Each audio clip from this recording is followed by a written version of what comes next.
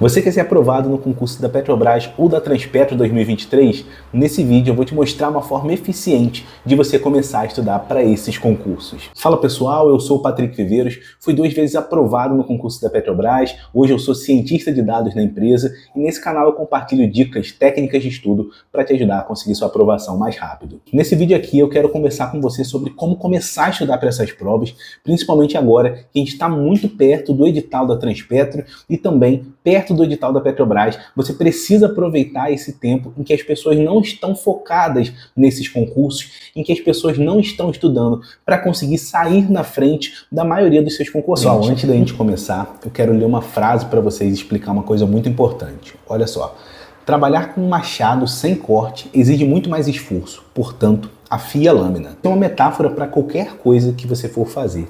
Sempre que você tenta fazer alguma coisa sem se planejar e sem se preparar, é como se você fosse um machado que está sem uma lâmina afiada. E o que você está fazendo aqui é justamente afiar o seu machado. Ou seja, você está se preparando para quando você for estudar, o seu estudo ser muito mais certeiro e você estar muito mais afiado. E para começar esse processo, você precisa entender de verdade o seu edital. E olha, 90% das pessoas não prestam atenção nisso. Eu vi exatamente isso no último concurso, que foi com a Banca Sebrasp. Muitas pessoas não se atentaram no edital e foram eliminadas por conta disso. Agora a gente deve voltar a ter a Banca Sesgran Rio. A Folha Dirigida já divulgou isso para o concurso da Transpetro e eu também espero que aconteça para o concurso da Petrobras. Diferentemente da Sebrasp, você precisa marcar todas as questões, mesmo que você precise chutar. Então, conhecer a banca vai fazer com que você consiga até chutar e acertar mais questões. Ponto importante do edital é que, historicamente,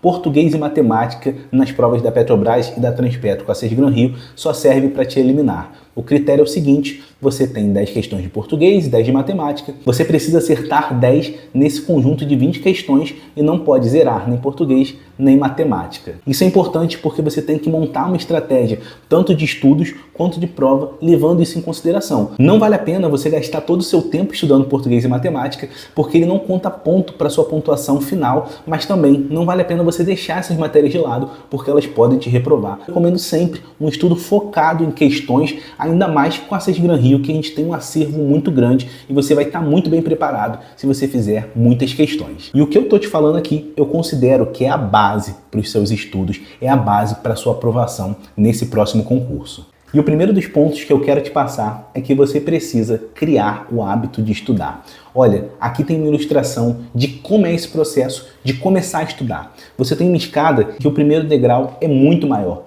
E normalmente, qualquer hábito que você quer criar é sempre assim. O primeiro passo, o começo, é sempre muito mais difícil. E depois, quando você já está em movimento, é muito mais fácil você continuar se mexendo e continuar andando, tá? É aqui que muitas pessoas se perdem, justamente porque a parte mais difícil é você conseguir começar. Então, não procrastina mais essa sua decisão de estudar e já começa hoje, seja resolvendo questões, buscando algum material para você estudar, mas começa. No primeiro ponto, a gente falou que começar é o passo mais difícil, mas depois que você começa, você precisa de algo para te manter estudando. No meu caso, eu sempre falo que eu queria muito poder me casar, eu queria muito construir a minha vida, eu queria muito ter a minha independência. E era isso que fazia com que eu estudasse, mesmo nos dias que eu não tinha ânimo nenhum. Então sabe aquele dia que você levanta, mas você não quer fazer nada?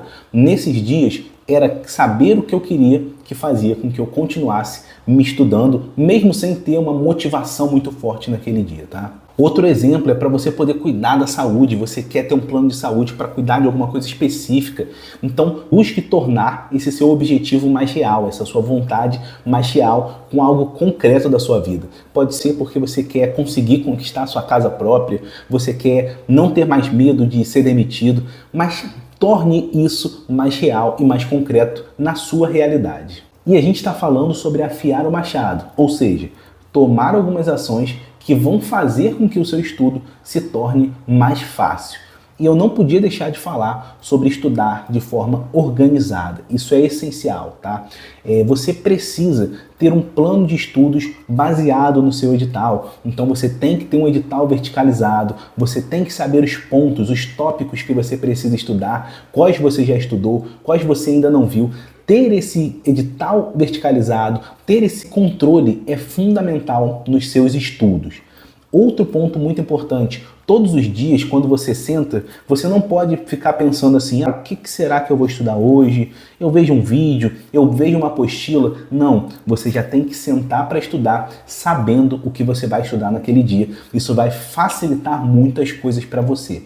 Muita gente me pergunta se é possível passar estudando sozinho. Sim, lá em 2017, eu estudei sozinho, estudei vendo vídeos, procurando materiais na internet de forma gratuita, porque eu não encontrei um material para me ajudar. E é possível, só que não é fácil. Se você encontrar material organizado que te direcione para o que você precisa estudar, vai facilitar muito o caminho até a sua aprovação. E se você ainda não tem um material que te direcione para o que você precisa estudar, eu queria te apresentar o Acelerador Petrobras 2.0, que é um material organizado por item do edital. Ele te dá direcionamento de estudos, tem lista de exercícios, simulados, que são aspectos que eu considero fundamentais para você conseguir ser aprovado. Se você ainda não conhece, dá uma olhada no primeiro link da descrição, porque vale muito a pena. Foi um material e um método criado pelo Lucas Nunes, que já foi aprovado na Petrobras, então ele sabe muito bem do que ele está falando. E caso você ainda não queira adquirir o Acelerador Petrobras, eu te recomendo que você faça um edital verticalizado